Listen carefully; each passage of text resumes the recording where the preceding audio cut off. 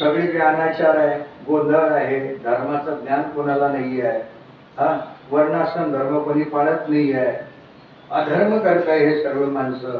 मग कुठे जाते नाही? नरकात. नरकात. बरोबर आहे. म्हणजे त्याला दुसरा एक शब्द वापरला, दोन गती आहे, एक ऊर्ध्व गती आणि एक अधोगती. आलं लक्षात? जे धर्माचं आचरण करतात ते ऊर्ध्व गतीला जातात, त्यांचा विकास होतो. आणि जे अधर्माप्रमाणे वागतात ते अधोगतीला जातात, म्हणजे त्यांच्या संसाराचा विकास होतो. त्याने ठेवा, हे गणित आहे. मग आता या ऋषीमुनींचं असं म्हणणं होतं की निश्चितच हे अधोगतीला जाणार आहे.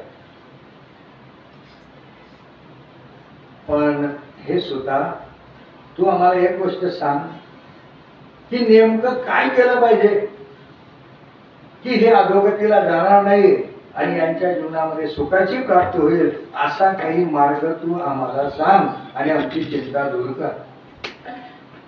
लक्षात ठेवा, काही चिंता नका विषय. संत हे याच्यासाठीच असतात. आणि म्हणून आता ज्या वेळेला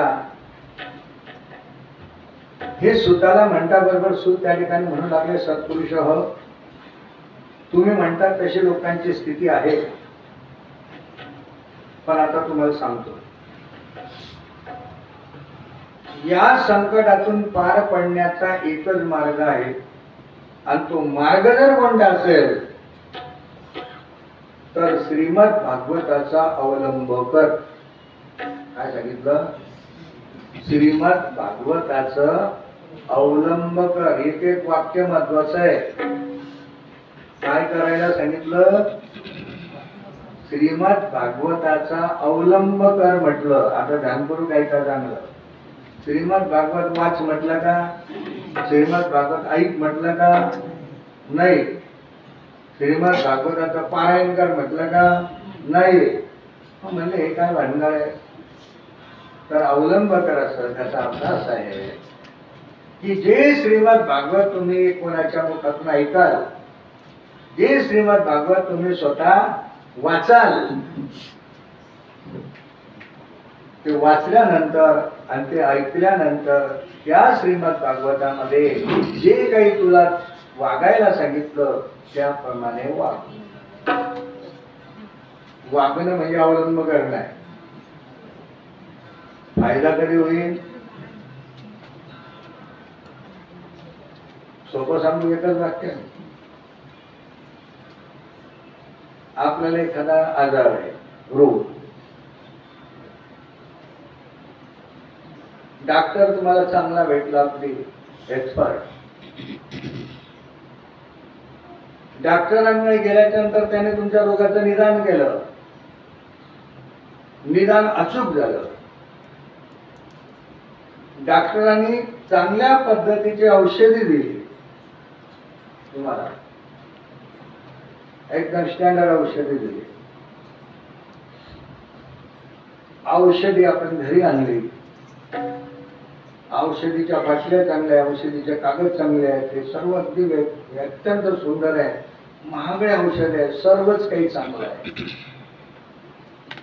आणि ती औषधी आणल्याच्या नंतर ती औषधी आपण आपल्या शोकेज मध्ये ठेवली.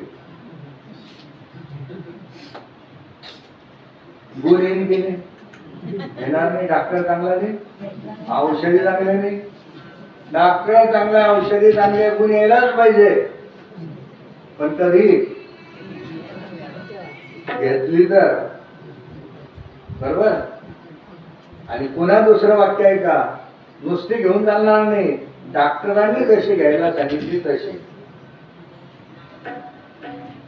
आणि तिसरं वाक्य, जितकी औषधे घेणं महत्वाची आहे तितकी त्या डॉक्टरने जे पथ्य सांगितले ते पथ्य पाळून घेतली तर. हे जसं आहे तसं हे भक्तिशास्त्राचंही आहे. तुम्ही किती ऐकता याला काहीच किंमत नाही. तुम्ही जे ऐकाल त्या पद्धतीने तुमचं अवलंबन असलं पाहिजे, तुमचं आचरण असलं पाहिजे. अशा पद्धतीने श्रीमद भागवताचा अवलंबन कर. श्रीमद भागवताचा महात्म्य आगाध आहे. कारण या श्रीमद भागवताचं आपण श्रवण केलं, मनन केलं, ध्यास धरला. तर उदाहरण सांगितलं आता मागचं, या श्रीमद भागवताचा नुसता ध्यास धरला तर परीक्षित राजा 7 दिवसात तो धरून गेला. लक्षात घ्या, हे त्याच्यासाठी आहे. परीक्षित राजा 7 दिवसामध्ये धरून गेला. आता हे श्रवण केल्यानं काय होतं तर भागवत कथा श्रवण केल्याच्या नंतर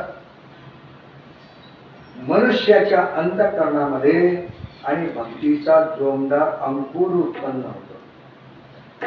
कथा ऐकल्यावर काय झालं पाहिजे? भक्तीचा अंकुर जन्माला पाहिजे इथे. अंकुरी कसा? जोमदार म्हटलं. जोमदार अंकुर कशाला म्हणतात? जो अंकुर जोमदार असतो ते वाढतं ते झाड, पण जसं वाढणारा वाढवतो, त्याला पाणी टाकतो, खत टाकतो, जसं ते अंकुर पुढे येतो, वरती येतो, ते झाड जसं वाढतं, जसं वाढवणारा वाढवतो,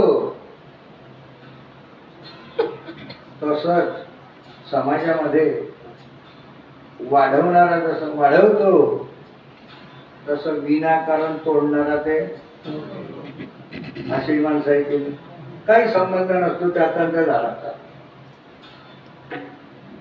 पण त्याला ते सवय असते जाता जाता याच्या दाराचा शेंगा तोडू, त्याचं काही तोडू, याचं हे करू, त्याचं ते तोडू.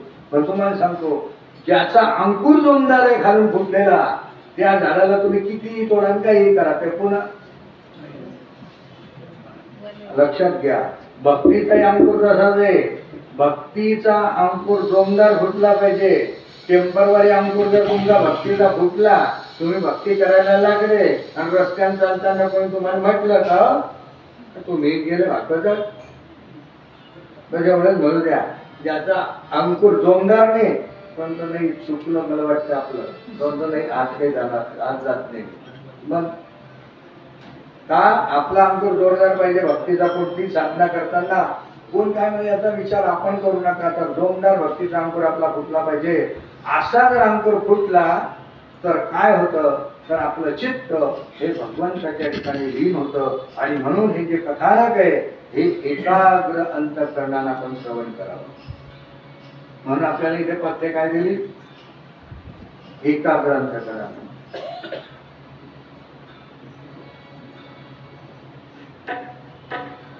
कथा भागीरथी स्नान जे करीती, कथा भागीरथी स्नान जे करीती, कथा भागीरथी स्नान जे करीती, कथा भागीरथी स्नान जे करीती. ऐका, स्नान जे करीती, कथा भागीरथी स्नान जे करीती, कथा भागीरथी स्नान जे करीती, कथा भागीरथी स्नान जे करीती. यांचे उद्धरती पूर्वज ज्याने उद्धरती पूर्वज, ज्याचे उद्धरती पूर्वज, ज्याने उद्धरती पूर्वज, ज्याचे उद्धरती पूर्वज, ज्याने उद्धरती पूर्वज, ज्याचे उद्धरती पूर्वज, ज्याने उद्धरती पूर्वज. कथा भागीरथी स्नान जे करीती, कथा भागीरथी स्नान जे करीती, कथा भागीरथी स्नान जे करीती, कथा भागीरथी स्नान जे करीती. भागीरथी स्नान जे करीती आणि त्यांचे पूर्वज उद्धारते. एवढं सामर्थ्य या श्रीमद भागवत कथेचं आहे. कथा दिली याकरता, कारण हे तत्व आहे भागवतामध्ये. असं आहे की असं तत्व सांगायचं आणि तत्व सांगितल्याच्या नंतर कथा सांगायची. आता कथा आली त्या अनुषंगाने. एक वेळचा प्रसंग आहे. सनत सनंदन सनातन सनत कुमार हे सत्समागमाकरता बद्रिकाश्रमामध्ये आले. नारद मुनींची त्यांची गाठ पडली. नारद चिंतातूर दिसले. आता वास्तविक नारदाला चिंता करण्यासारखं काय आहे, पण साधू जेव्हा चिंतातूर असतो, साधूलाही चिंता असते, पण साधूची चिंता वेगळी आहे. विचारणा केली त्या संताधिकांनी की नारद मुनी, तुम्ही असे चिंतातूर का दिसताय? नारद म्हणतात, पृथ्वी उत्तम आहे, पण ज्याच्या योगानं मनाचं समाधान होईल असं एकही तीर्थ मला या पृथ्वीवर आढळलेलं नाही. ध्यानात आहे का? कसं मजा आहे. एक एक वाक्य चांगलं आहे बरं.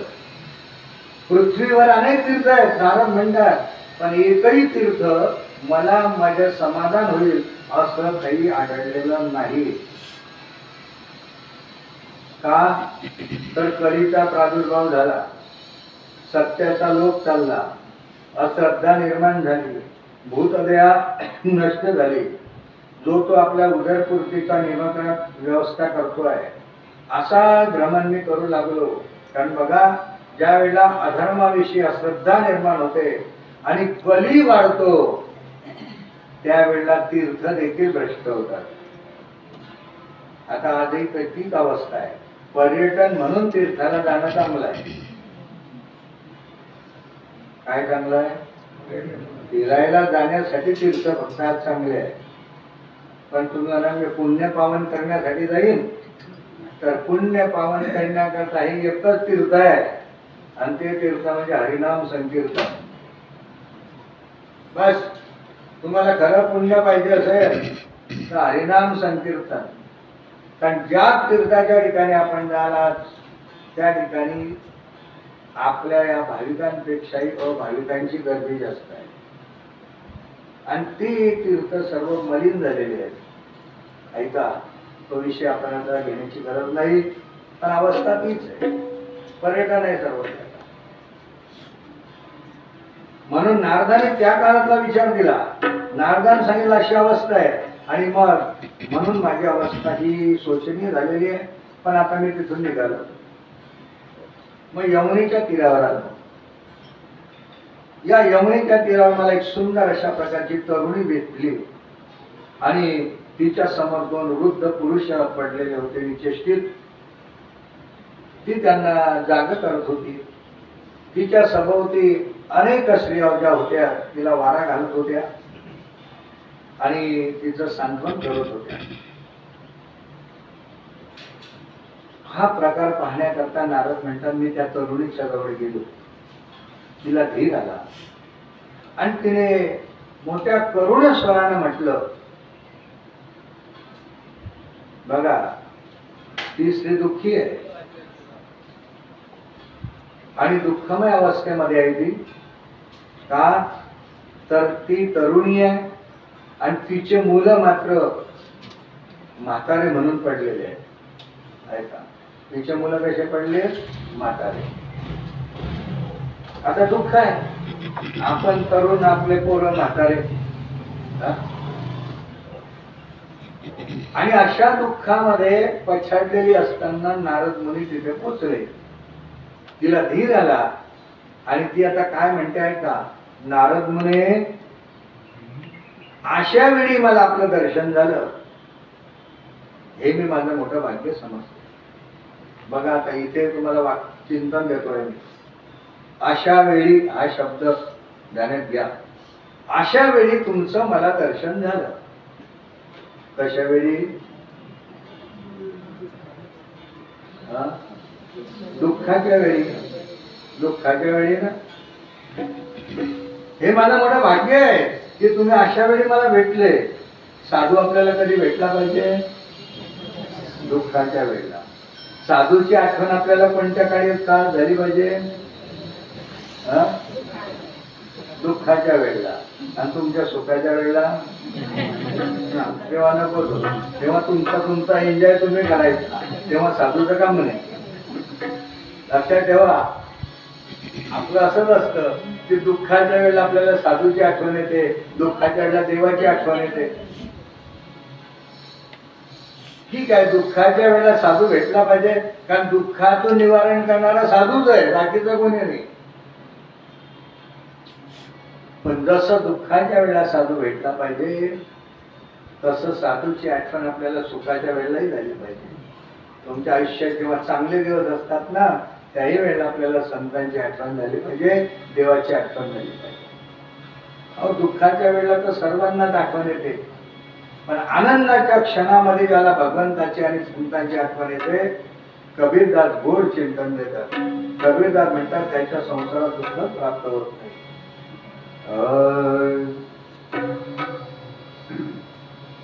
दुख में सुमिरन सब करे,